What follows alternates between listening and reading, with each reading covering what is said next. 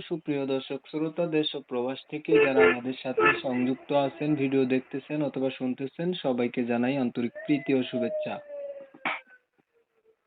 বন্ধুরা, আমি কথা বলছিলাম সুইট একটা আপুর সাথে, প্রতিবেদন করবে, অডিও কলে সংযুক্ত হয়েছে। কেন আসলো প্রতিবেদনে বিস্তারিত ভিডিও জুড়ে থাকছে, আপনারা অবশ্যই ভিডিওটা কন্টিনিউ করলে বুঝতে পারবেন। আসসালামু আলাইকুম। ওয়ালাইকুম সালাম। আসসালামু আলাইকুম। ওয়ালাইকুম আসসালাম। আপু ভালো আছেন আপনি? জি ভাইয়া, ভালো আছি। ভালো আছেন, ভালো থাকবেন, ভালো থাকাই কামনা করছি। তবে শুনতে চাচ্ছি আপনার প্রতিবেদনে আসার কারণ কি ছিল, কেন আসছেন বলেন। আইছিলাম একজন মনের মানুষের জন্য। আমার তো বিয়ে হয়েছে, স্বামী নাই। স্বামী আর একটা বিয়ে করে চলে গেছে, হুম একটা বাচ্চা আছে, বুঝছেন? হুম চলে গেছে, তাই এখন চলে গেছে, ও তো চলে গেছে, ও একটা নিয়ে গেছে, আমার তো নাই। তাই আমার মনের মানুষের জন্য বলতেছি, আরে ইউটিউবটা ছাড়তেছি। মনের মানুষের জন্য এইটা ছাড়তেছেন। এখন মনের মতো মানুষ পাইলে আপনি তাকে কি বিয়ে করবেন? যে বিয়ে করবো, বিয়ে এখন করার আপনি জন্যই তো ছাড়ছি।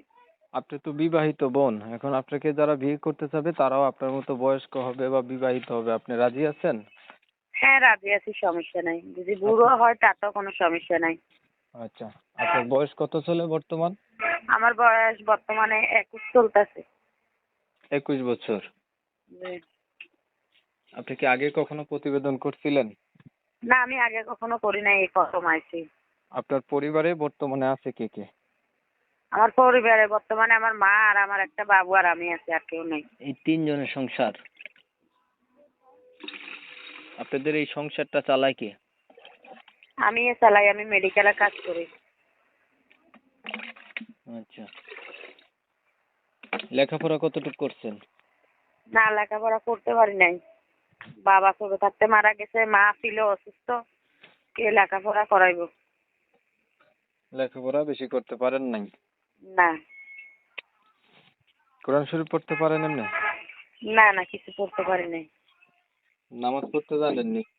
যে নামাজ পড়তে পারি। নামাজ পড়তে পারেন। ছবি যেটা পাঠিয়েছেন এটা আপনার?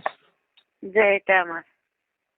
এখন যেই কথাগুলো আপনি বললেন, এই কথাগুলো কি সত্য না মিথ্যা বানাইবনি বললেন? যাই বললাম সত্যি বললাম, মিথ্যা কেন বলবো? কেন হচ্ছে বোন, মানুষ আমাদের কাছে কমেন্ট করে, ভাই যাদের প্রতিবেদন করেন এই মানুষগুলা হচ্ছে বিয়ে হয়েছে বলে বিয়ে হয় নাই, আবার অনেকের স্বামী আছে বলে যে স্বামী নাই। তাহলে আপনি হচ্ছে আমার সাথে ফোনে কথা বলতেছেন, তাই না? আপনি যে যেই কথাগুলো বলবেন আমি সেই কথাগুলাই তুলে ধরবো। এখন আপনি যদি কোনো মিথ্যাচার করেন এটার দায়ভার আপনি নিবেন, আমি না। কথা বুঝতে পারছেন? তা তো ঠিক আছে, আমি অবশ্যই। এইটা বলতে পারি, উদ্দেশ্য যদি সৎ হয় আল্লাহ সহায় হয়। আপনি যদি প্রকৃতপক্ষে একটা মনের মতো মানুষ চান তাহলে আপনি পেয়ে যাবেন, কারণ আমার চ্যানেলের অডিয়েন্স গুলো যথেষ্ট পরিমাণে ভালো। আর যে যদি বলেন যে ভাই আমার টাকা পয়সা সাহায্য সহযোগিতার দরকার, তাহলে আপনি বলতে পারেন, যার ভালো লাগবে সে আপনাকে সহযোগিতা করবে। কথা বুঝছেন? আমি যাই চাইছি তাই বলছি। আপনি মনের মানুষে আ- চান।